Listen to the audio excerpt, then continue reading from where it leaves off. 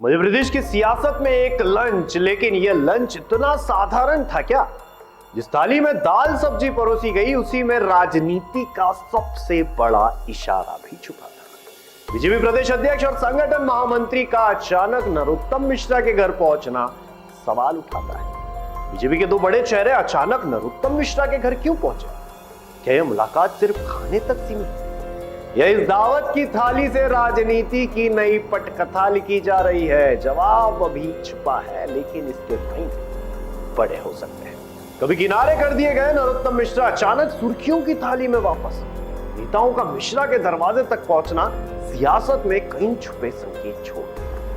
परोसी गई थाली में दाल सब्जी और मिठाई थी, लेकिन पॉलिटिकल मेन्यू में छुपी थी एक रहस्यमयी डिश। इसका स्वाद अब पूरे देश को चखना पड़ रहा है।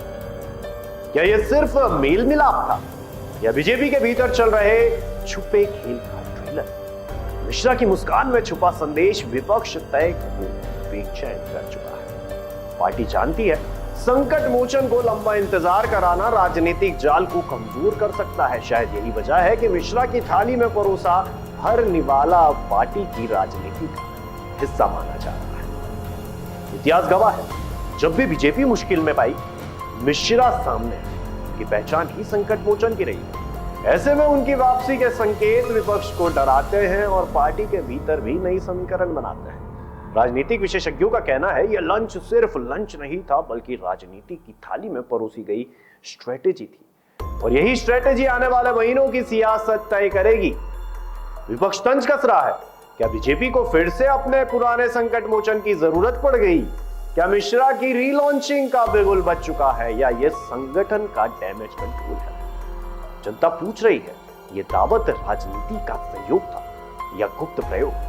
क्या मिश्रा को साइडलाइन करने के बाद बीजेपी ने अब वापसी का इशारा दे दिया है या यह खेल अब और उलझने वाला है? तो सवाल गहरे हैं और जवाब अभी भी ढूंढ में छुपे हैं। यह लंच क्या नरोत्तम मिश्रा की ग्रैंड रीलॉन्चिंग का ट्रेलर था या बीजेपी का संगठनात्मक बैलेंस बनाने का खेल?